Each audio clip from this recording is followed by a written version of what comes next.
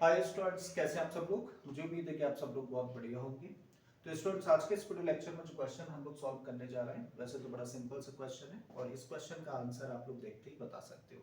कैसे बता सकते हो?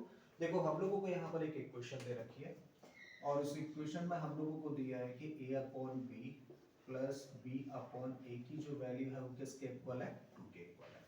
ठीक है, तो यहाँ पर देखिए हम लोग देख रहे हैं कि a अपॉन बी लिखा है, फिर उसके बाद में b अपॉन a लिखा है, मतलब एक नंबर है और उसी का रेसिप्रोकल, और एक नंबर और उसी के रेसिप्रोकल का सम अगर 2 होता है तो इसका मतलब क्या है? वो नंबर क्या हो सकता है? 1 होगा। तो इसका मतलब a अपॉन b की वैल्यू क्या होगी? 1 होगी। बिल्कुल इसी तरीके से b अपॉन a यानी कि इसके रेसिप्रोकल की, अच्छा 1 का रेसिप्रोकल क्या होगा? 1 का रेसिप्रोकल होगा 1। ठीक है, तो इसका मतलब इसकी भी वैल्यू क्या होगी? 1 होगी और दोनों को प्लस करेंगे तो आंसर हम लोगों का 2 आ जाएगा। ठीक है, इसका मतलब a अपॉन b की भी वैल्यू कितनी है? 1 है और b अपॉन a की भी वैल्यू 1 है। और अगर हम लोगों को इस एक्सप्रेशन की वैल्यू निकालनी है तो a अपॉन b का मतलब 1 और 1 की पावर 10 का मतलब क्या होगा भाई? 1 के ऊपर तो कुछ भी पावर लगाओ, क्या रहेगा रिजल्ट? 1। तो यहां से हम लोगों को मिलेगा 1।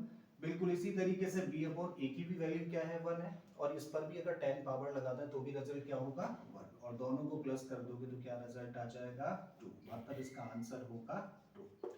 तो ये तो रहा हम लोगों का शॉर्टकट तरीका। अब इसको प्रॉपर्ली कैसे सॉल्व करें वो चीज हम लोग सीख लेते हैं। देखो, हम लोगों को यहाँ पर इक्वेशन दे रखी है कि a upon B plus B upon A की जो वैल्यू है वो है 2 के इक्वल। अब हम लोग देखो यहाँ पर लेट कर लेते हैं, let a upon b equal to x. मान लिया कि a अपॉन बी की वैल्यू किसके बराबर है? x के इक्वल है। थोड़ा सा सिंप्लीफाइड फॉर्म में लाने के लिए हम लोग ऐसा करते हैं। तो इस तरीके से b अपॉन a की वैल्यू कितनी होगी भाई? इसकी वैल्यू होगी b अपॉन a, क्या है? a अपॉन b का रेसिप्रोकल है, तो इसका मतलब अगर a अपॉन b की वैल्यू x है तो b अपॉन a की वैल्यू क्या होगी? 1 अपॉन x होगी। तो हम लोग देखो इस इक्वेशन में a अपॉन b की जगह पे तो क्या रखते हैं? x, और b अपॉन a की जगह पे क्या रखते हैं? 1 upon x and this equal to 2। हम लोगों के सामने एक इक्वेशन है और इस इक्वेशन में हम लोग देख पा रहे हैं कि एक टर्म फ्रैक्शनल फॉर्म में है। और जब ऐसी सिचुएशन हो जहां पे कोई भी एक टर्म या एक से ज्यादा टर्म्स फ्रैक्शनल फॉर्म में हो तो उसको सिंपलीफाइड फॉर्म में लाने के लिए हम लोग क्या करते हैं? जितने भी डिनोमिनेटर्स होते हैं उन सब का निकालते हैं एलसीएम, और एलसीएम से दोनों साइड्स को कर दिया जाता है मल्टीप्लाई। तो यहाँ पे तो एक ही टर्म है ना, और इसका डिनोमिनेटर क्या है? एक्स है। तो क्या करिए, एक्स से इस इक्वेशन की दोनों साइड्स को मल्टीप्लाई कर दो। जब एक्स से इस टर्म को मल्टीप्लाई करोगे तो क्या मिलेगा? X square. इस टर्म को मल्टीप्लाई करोगे तो एक्स से एक्स कैंसिल हो जाएगा, तो क्या मिलेगा हम लोगों को? 1 एंड दिस इक्वल टू 2 को x से मल्टीप्लाई किया तो यहाँ मिलेगा 2। अब 2x को भी इधर लेकर आ जाते हैं तो इसको लिख सकते हैं एक्स स्क्वायर माइनस का 2x प्लस 1 इक्वल टू 0।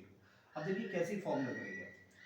ये लग रहा है ना बिल्कुल हम लोगों का एक्सपेंशन a माइनस बी के होल स्क्वायर का, जहां पे a की जगह पे हम लोग क्या देख पा रहे हैं? x, और b की जगह पे देख पा रहे हैं 1। तो मतलब हम लोग इसको लिख सकते हैं x माइनस 1 का whole square and this equal to 0। अब अगर x माइनस 1 का होल स्क्वायर 0 के इक्वल है तो इस बात का मतलब है कि x माइनस 1 किसके इक्वल हुआ? 0 के इक्वल हुआ। तो x की वैल्यू कितनी निकल आई? 1 निकल कर आ जाती है। अब हम लोगों ने देखो x की वैल्यू निकाल दी जो कि कितनी है? 1 है। तो x की वैल्यू देखो, x को हम लोगों ने किसकी जगह पे लेट किया है? a अपॉन b की जगह पे लेट किया है ना। इसका मतलब हम लोग कह सकते हैं कि a अपॉन b की वैल्यू कितनी हुई? 1। सो दिस इंप्लाइज कि b अपॉन a की भी वैल्यू कितनी हुई? 1। तो हम लोगों ने a अपॉन b की वैल्यू निकाल दी और b अपॉन a की वैल्यू निकाल दी। अब इस एक्सप्रेशन पर आते हैं जिसकी की वैल्यू हमें निकालनी है। देयरफॉर a अपॉन b की power 10 plus b upon a की पावर 10 का मतलब क्या हुआ? 1 की पावर 10, और यहाँ भी 1 है। ठीक है, इसकी वैल्यू भी तो 1 की पावर 10, 1 की पावर 10 का मतलब 1, यहाँ भी 1 और 1 मिलकर हो गया 2, और ये हो गया आंसर इस क्वेश्चन का। तो हम लोगों ने सीखा कि कैसे हम लोग इस क्वेश्चन का आंसर देखते ही बता सकते हैं। ठीक है, और साथ में अगर हम लोगों को जरूरत है उसका सॉल्यूशन शो करने की तो वो भी हम लोग प्रॉपर्ली शो कर सकते हैं। वीडियो आप लोगों को पसंद आया होगा। अगर ऐसा है तो प्लीज वीडियो को लाइक कर दें, चैनल को सब्सक्राइब कर लें और बाकी किसी तरीके के क्वेश्चंस के लिए प्लेलिस्ट में चले जाइए। ऑलरेडी बहुत सारे क्वेश्चंस आपका वेट कर रहा है। मैं फिर से आता हूँ एक नए क्वेश्चन, एक नए कॉन्सेप्ट के साथ में। Till then keep learning. Thank you for watching this video.